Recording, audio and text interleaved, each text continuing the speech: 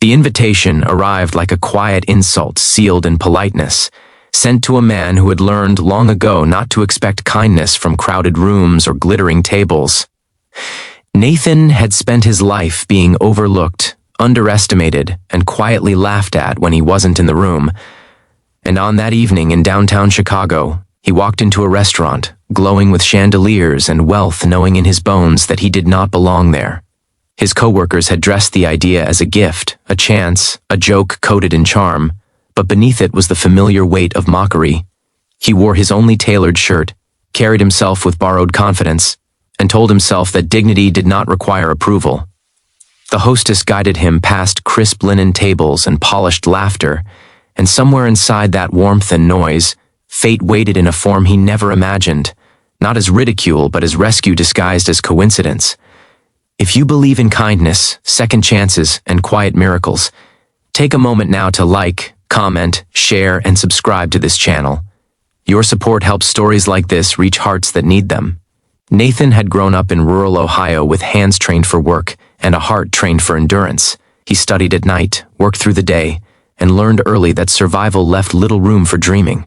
By the time he landed an entry-level position at a massive corporate firm in Chicago, he had already accepted that he would always be background noise in a world that celebrated the loud and privileged. His coworkers saw his silence as weakness and his humility as something to play with. The blind date had been their idea of entertainment, placing him into a world of polished ambition and inherited power just to watch him struggle to breathe in it. Across the room sat Claire, the daughter of the company's legendary founder, a woman raised among boardrooms and billion-dollar deals, known for her guarded nature and fierce independence. She had agreed to the date out of rebellion. More than romance, tired of carefully curated introductions that felt like business mergers instead of human connection. When her eyes met Nathan's for the first time, something strange happened in the air between them, a quiet understanding neither could explain, as if two souls used to being misunderstood had recognized each other instantly in a room full of strangers. The evening moved forward with an odd tenderness neither expected.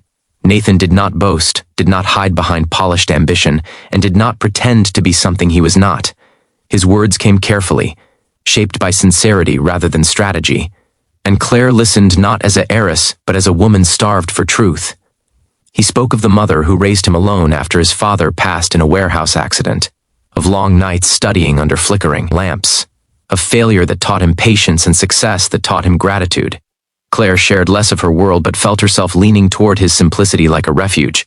Across the restaurant, unseen eyes watched with widening confusion as the joke began to lose its punch.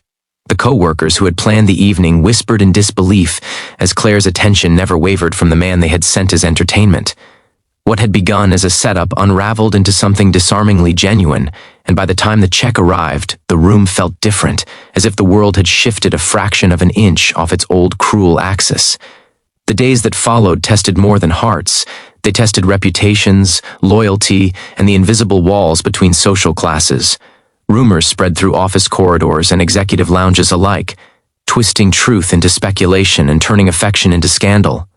Nathan felt the familiar weight of judgment return heavier than before, now sharpened by jealousy and disbelief. He was summoned into meetings where polite smiles carried warning and opportunity wore the face of threat. Claire, meanwhile, faced a storm of her own, her family, questioning her choices with concern disguised as disappointment. Yet where fear should have lived, resolve began to grow. Nathan almost backed away, convinced that loving her would only cause damage to a world he did not belong to. But something in Claire's unwavering presence reminded him that worth is not granted by approval but proven by persistence. They built their connection quietly, away from glass towers and whispering hallways, in parks where laughter felt honest and coffee shops where no one knew their names. The joke had ended, but the story it sparked was only beginning. The truth revealed itself brutally one afternoon when the coworkers' prank was finally exposed during a corporate gathering, its careless cruelty laid bare in front of leadership and peers. What followed was not humiliation for Nathan, but a reckoning for those who had treated kindness as currency and people as props. Claire did not shield herself behind her status. Instead, she stood beside the man they had underestimated and turned their ridicule into accountability. In that moment, Nathan learned that courage does not always roar. Sometimes it stands quietly at your side when the room turns cold. The weeks that followed reshaped his life in ways he never sought but now embraced. Opportunities opened, not because of privilege, but because his character had finally been seen. Claire's world did not swallow him whole as he once feared. Instead, it met him halfway, reshaped by the humility he carried so naturally. What began as mockery became a mirror for everyone who witnessed it, reflecting how easily dignity can be dismissed and how powerfully it can rise when defended with sincerity. As seasons passed and the city shifted from harsh winter into forgiving spring, their bond deepened not as a spectacle, but as a steady anchor. Nathan no longer walked with borrowed confidence, and Claire no longer carried the loneliness of expectation alone. They did not rewrite the rules of the world, but they bent a few in the direction of grace. The prank that was meant to break him became the doorway to a future he never dared to imagine, and the heiress who was never supposed to choose freely found her freedom not in rebellion, but in alignment with truth.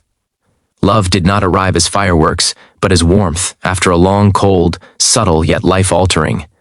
If this story stirred something inside you, if it reminded you of hope or healing, please take a moment to like, share, and subscribe so more hearts can find stories like this.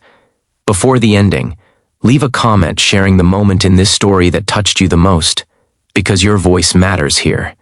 In the end, what endured was not the scandal, not the gossip, and not the wealth that once overshadowed everything, but the quiet miracle of two lives intersecting where cruelty once stood.